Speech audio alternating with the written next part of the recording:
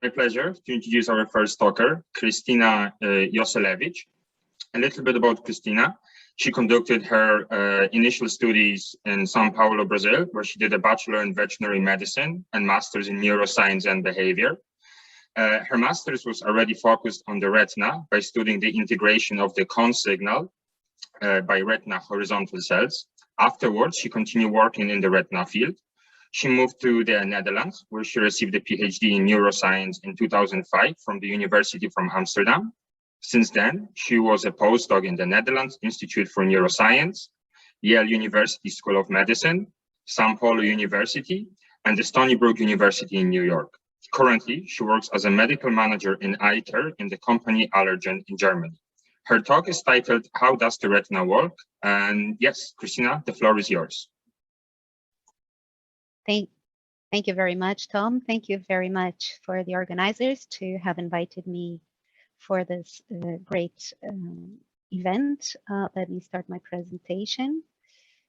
So, my name is Christina, as Tom just said, and I'm a medical manager at eye care at Allergan. But today I am not here as representing my employer. I'm here as somebody who has studied the retina for 20 plus years in different academic settings.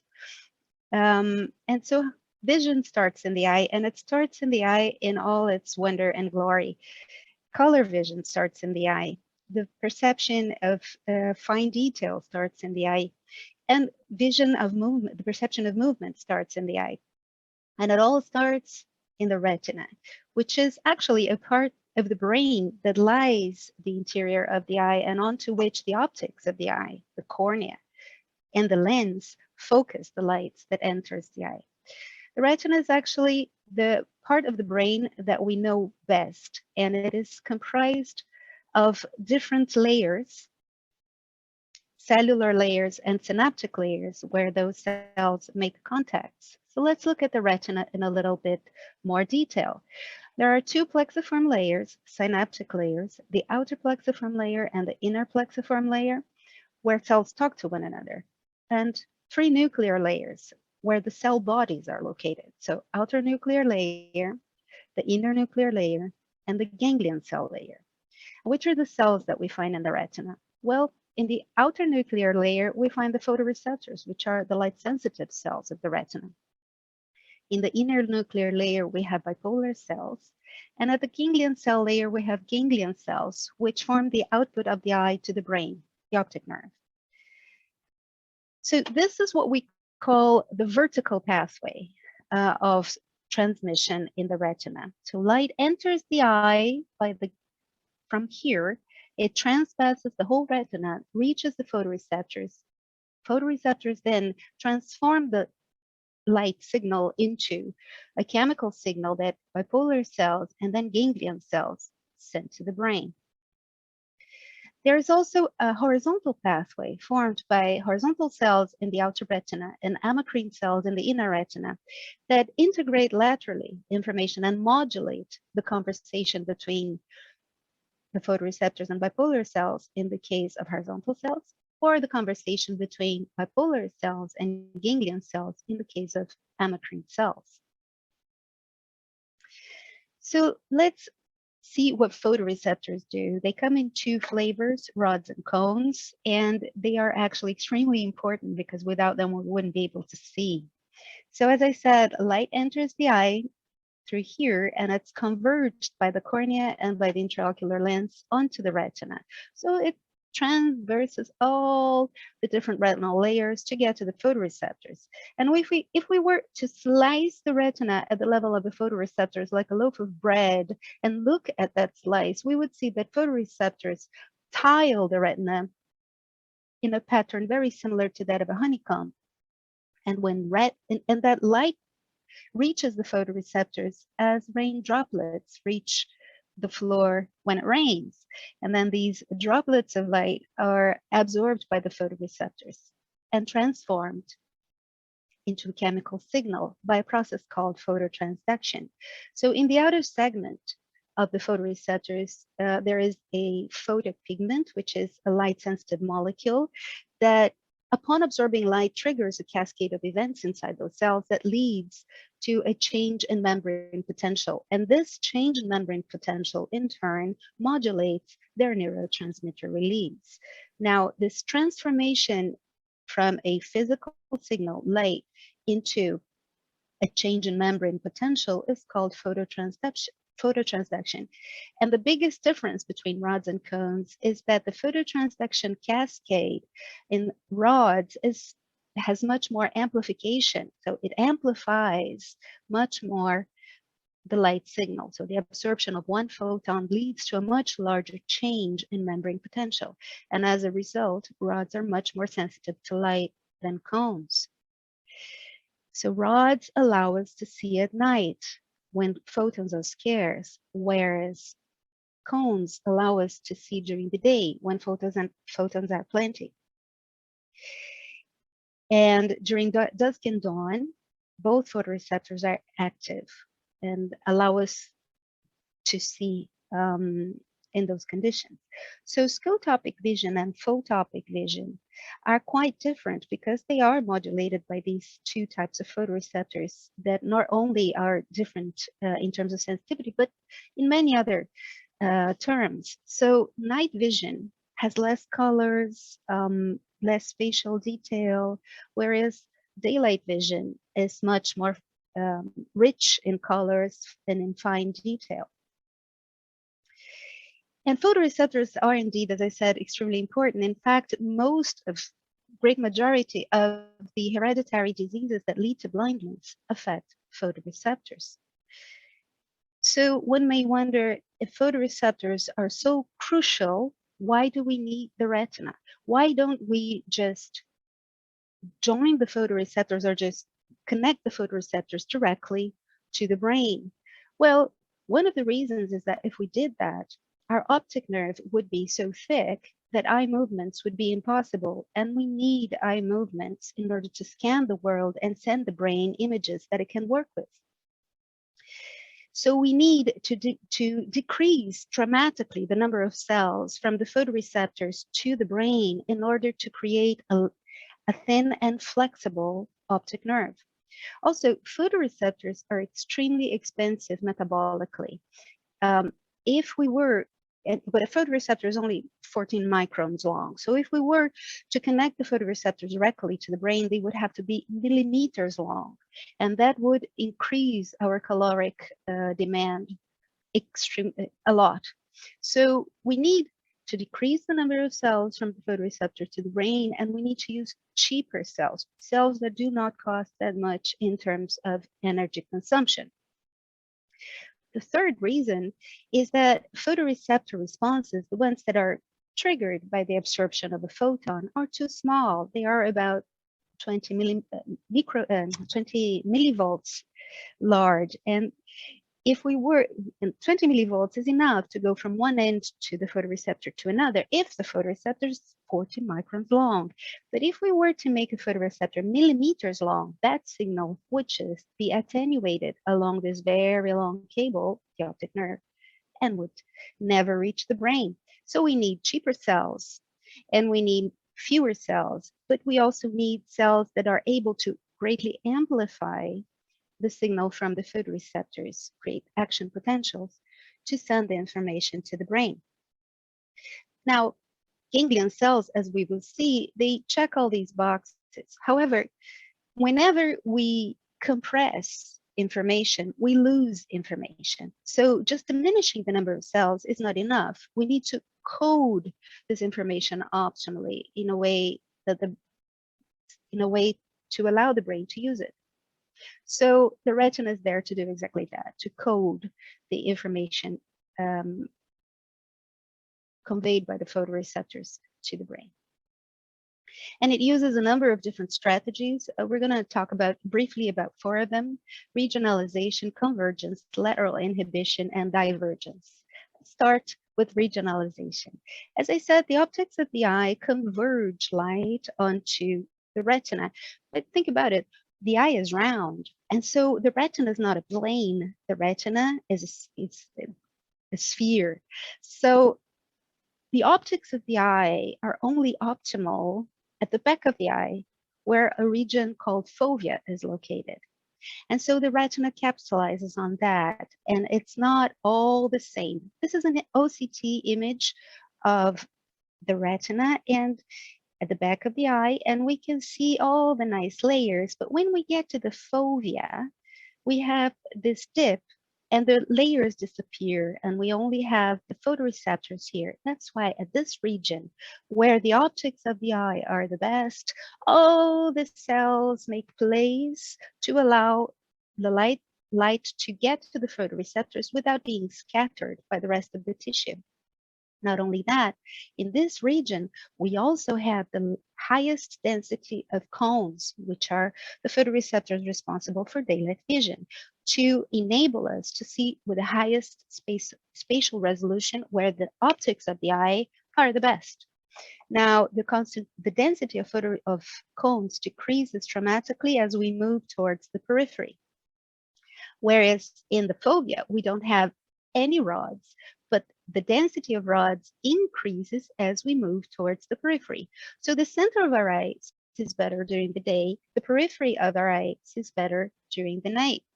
Not only that, in the fovea, cones are small and tightly packed so that resolution, pixel size, is the best. But as we move towards the periphery, the same cones are much larger to improve sensitivity, to increase the probability of a photon being absorbed. And their resolution is not so much an issue. And the small cells here that you see between the cones are rods.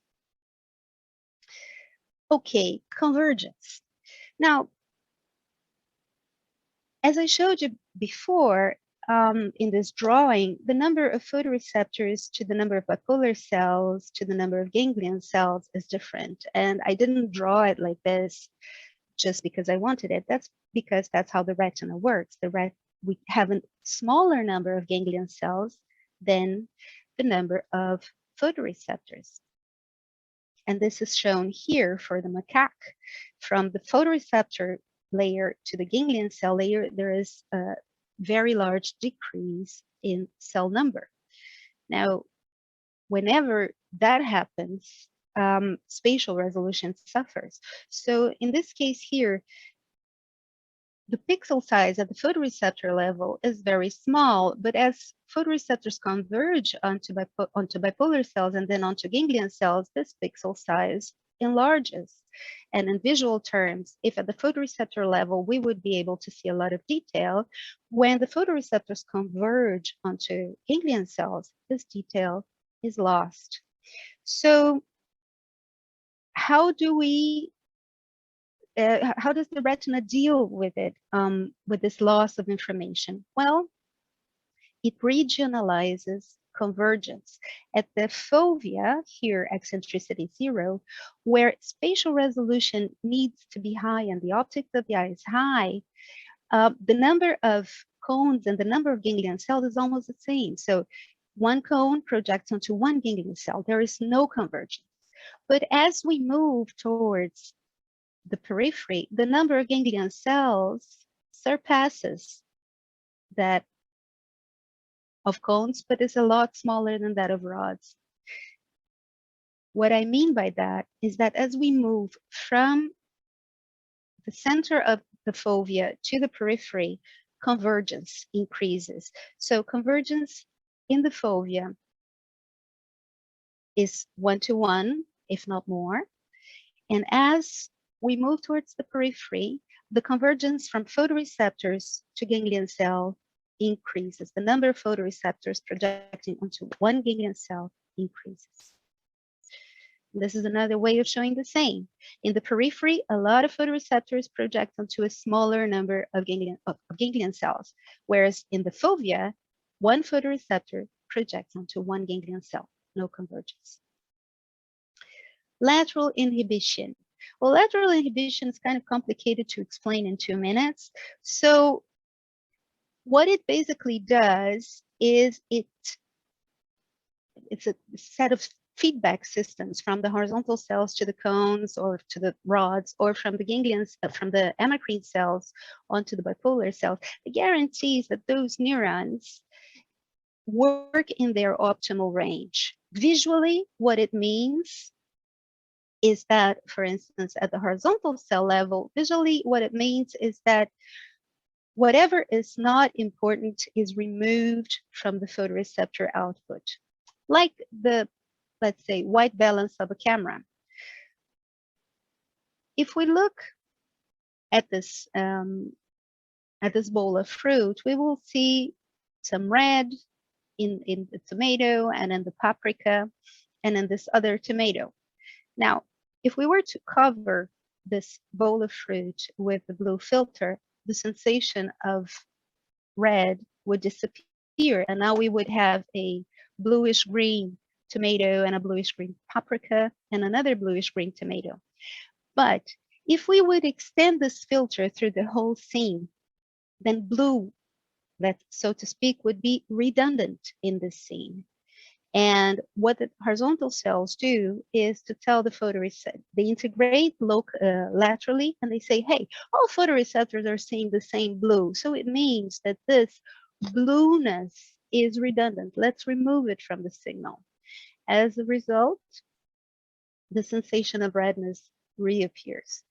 So at the horizontal cell level, we create color constancy already in the retina due to this white balance system, removing redundancy from the illuminant. At the inner retina, there are several different types of endocrine cells, several different types of bipolar cells. So depending on the circuit, we will have different characteristics being generated at each subcircuit. Divergence. I slightly touched upon it. Now, different scenes have different needs. When we look at fruit in a tree, color vision is very important because it allows us to differentiate between the ripe fruit and the unripe fruit.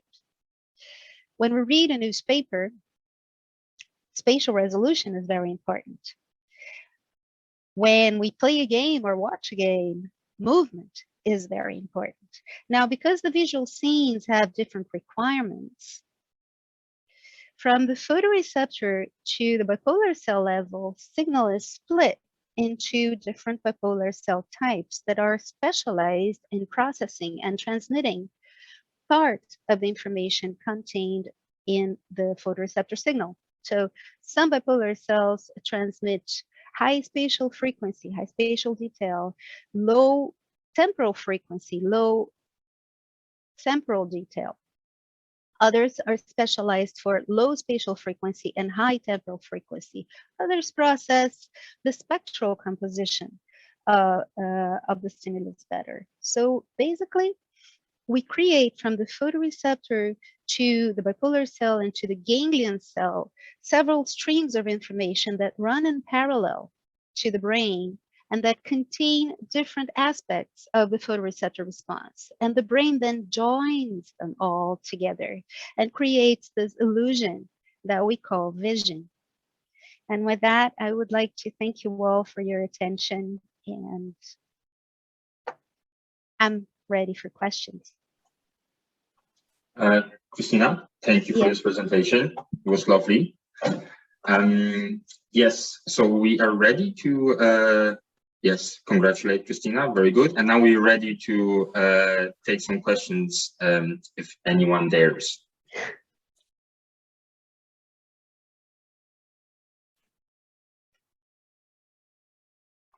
There are some things in the chat here, let's see. I'm just, yeah. Oh no, just great presentation. Yeah, only compliments so far. But I have to say that the complexity of the eye is enormous, and thank you for just illustrating to us how important the retina is and how it all works in the image creation. I think the message here that is important is that it is daunting to try to deal with eye diseases, because when we have a condition that affects the retina and retinal neurons eventually die, there is so much reorganization going on that it's very hard to restore health. So I think this approach, the genetic approach, so to speak, if we intervene soon enough before this reorganization takes place, I think it's the most promising one because it does not mess up with the circuits that are already there. To make it, try to make it clearer, if you just, for instance, target it, so there's a very promising therapy now, which is targeting light sensitive rhodopsins, channel rhodopsin, to, for instance, ganglion cells, right? You have to, you can, so each ganglion cell does a different thing. We have 20 different types of ganglion cells, right? So the best thing, instead of trying to intervene in a process after large reorganization has taken place, is to go for the photoreceptors before the photoreceptors die and work on whatever genetic problem they have there and prevent them from dying. Yeah, no, that's exactly right. It's just finding the therapeutic window is very important, right? Yeah. On finding the moment where there are cells still there, so we can work with something. I don't see any questions coming in, but and Christina, you can't stay with us for too long. So if someone will get in touch with us, we will forward the question to you. Yeah, so I will write my email here in the chat, and if somebody wants to talk to me later, please do. I just can't stay right now. So thank you all again for inviting me. My email's over there in the chat. Thank you for the wonderful presentation.